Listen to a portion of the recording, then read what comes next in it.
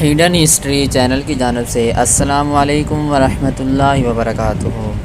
دریائے نیل دنیا کا سب سے لمبا دریا ہے۔ اس کی لمبائی تقریباً 6670 کلومیٹر ہے۔ یہ افریقہ کی سب سے بڑی جھیل وکٹوریہ جھیل سے نکلتا ہے۔ اس علاقے میں بارش بہت ہوتی ہے، لہٰذا بہت گھنے جنگلات پائے جاتے ہیں۔ ان جنگلات میں ہاتھی، شیر، گینڈے، جنگلی بھینسیں، ہرن، نیل گائیں اور دریائی گھوڑے، مگرمچھ اور گھڑیال وغیرہ پائے جاتے ہیں۔ اس علاقے کو نیشنل پارک کا درجہ حاصل ہے۔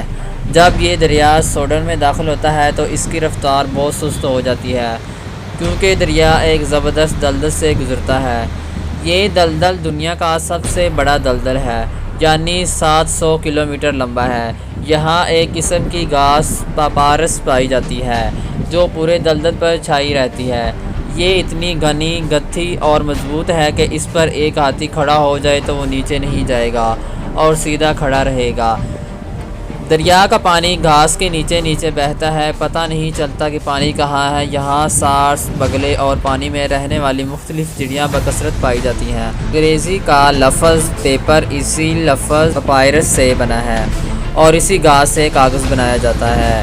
دریائے نیل کے سارے مددگار دریا حبشہ کے پہاڑوں سے نکل کر اس میں شامل ہوتے ہیں۔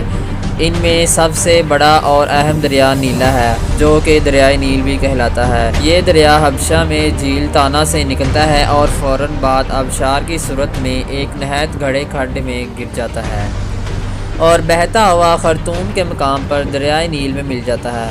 خرطوم کے بعد اتبار کے مقام پر اتبار نام کا ایک اور دریا ہے، دریائے نیل میں شامل ہو جاتا ہے۔ یہ بھی حبشہ کے پہاڑوں سے جھیل تانا کے قریب سے نکلتا ہے۔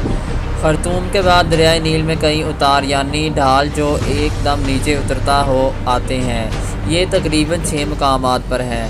دریا کی تہہ میں بڑی مضبوط اور نکیلی چٹانیں ہیں، ان کو دریائے نیل کی رکاوٹیں کہا جاتا ہے۔